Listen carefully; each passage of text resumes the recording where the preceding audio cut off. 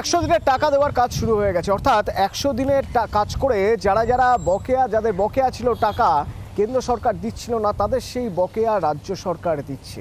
তো রাজ্য সরকার সেই টাকা যে দিচ্ছে, রাজ্যের বিভিন্ন জায়গায় সন্দেশখালিতেও দিচ্ছে।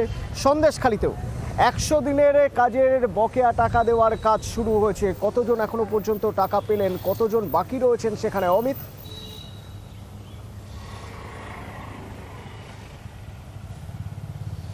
দেখো অতনু, সন্দেশখালী 2 নম্বর ব্লকের ভিডিও যেটি জানালেন কিছুক্ষণ আগেই, সন্দেশখালী 2 নম্বর ব্লকে 6000 শ্রমিক অর্থাৎ 6000 জন ব্যক্তি যারা 100 দিনের কাজ করেছেন, কিন্তু কেন্দ্রীয় সরকার টাকা না পাঠানোর জন্য তাদের টাকা বকেয়া রয়ে গিয়েছে।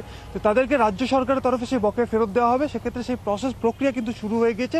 সন্দেশখালী 2 নম্বর ব্লকের 6000 শ্রমিকের জন্য তাদের যে বকেয়া টাকা রয়েছে প্রায় 2,10,00,000 টাকা 2-1 দিনের মধ্যে তা দিয়ে দেওয়া হবে, এমনটাই কিন্তু ভিডিও জানিয়েছেন। কারণ ইতিমধ্যে সেই প্রক্রিয়া শুরু হয়ে গিয়েছে। 2-1 দিনের মধ্যেই তাদের ব্যাংক অ্যাকাউন্টে সেই টাকা, তাদের যে বকেয়া টাকা রয়েছে সেই টাকা পৌঁছে যাবে এবং তারা ব্যাংক থেকে নিজেরাই সেই টাকা তুলে নিতে পারবেন, এমনটা কিন্তু ভিডিও জানাচ্ছেন। ধন্যবাদ। জব কার্ডেরও আমরা টাকা তো ডিস্ট্রিবিউট চলছে এখন।